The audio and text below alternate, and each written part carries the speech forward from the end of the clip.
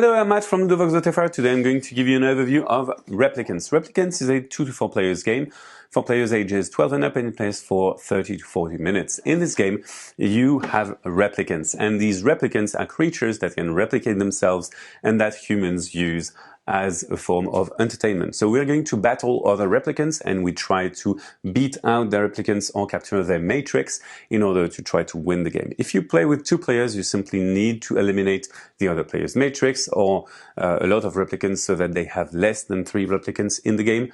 If you play with more players, you try to capture enemy replicants which are worth points, and you need to have the most points to win. If you play with 4 players, you're going to be playing in teams of 2 versus 2.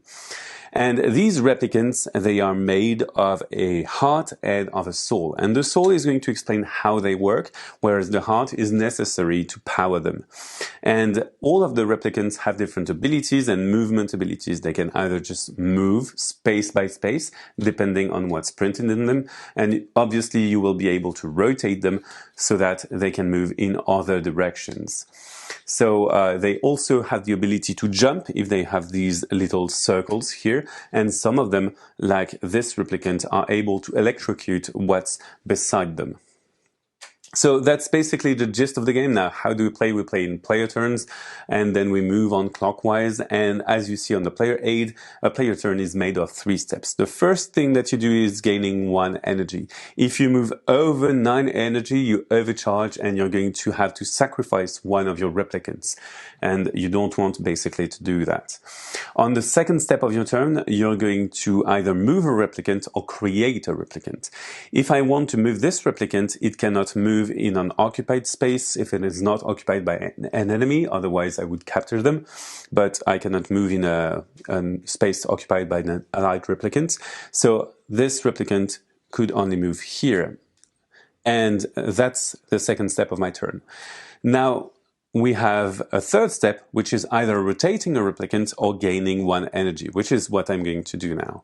The second player then is going to gain 1 energy, try to move this replicant over here, and she's going to turn it like so. We move on to the third player's turn, and they are going to gain 1 energy, and they can choose to move a replicant. If they choose to move their matrix, you may notice that the matrix can move around itself, or it can choose to jump over here because of this circle ability. However, doing so, she would be threatened by our own matrices, so it cannot move here because it is this centerpiece.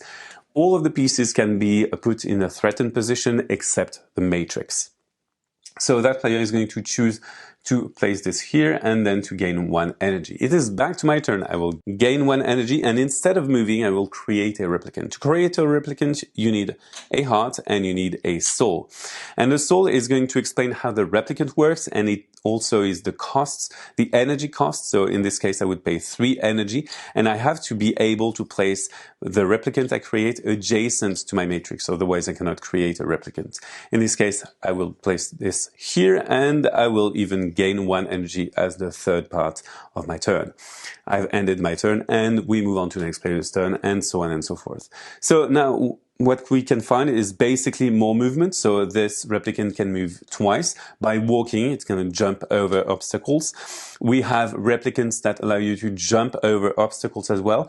And the 5th replicant with a 5 energy cost is a bit different from the others because it can move up to 2 spaces, but as you may notice, it has a field of energy around it. And it can basically, as you activate it, fry replicants that are around it, and then it forces another replicant to move. So you can eliminate replicants that way without moving over them. We also have other replicants that have bigger moves with more energy costs. So turn after turn, you'll be able to move your pieces here, there, you rotate, and you may be in a position to eat someone else's replicant. If I move over a replicant that's controlled by another player, I will take it, I will capture their soul and keep it for the entire game, and I will give them back their heart so that they can make new replicants with them. So now what I have done essentially is gaining 1 point, because every soul I capture is worth 1 point. If I capture an opponent's matrix, I put an end to the game, and then that would allow me to also score 2 points. We're going to score the souls that we have each being 1 point in the matrix, 2 points. The matrix also breaks ties, and the highest score wins. If you play with 2 players, you're going to try to capture the opponent's matrix. That makes you win the game, but the game can be over if a player has less than 3 replicants on the board, and that would allow you to win the game as well. If you play with 2 players against 2 players, you play as a team and you score points together. And that's it for Replicants. Replicants is a game in which you try to position your pieces to capture your opponent's pieces, but in which you have to create new replicants if you do not want to overcharge. Now, bye-bye, see you on Ludochrono.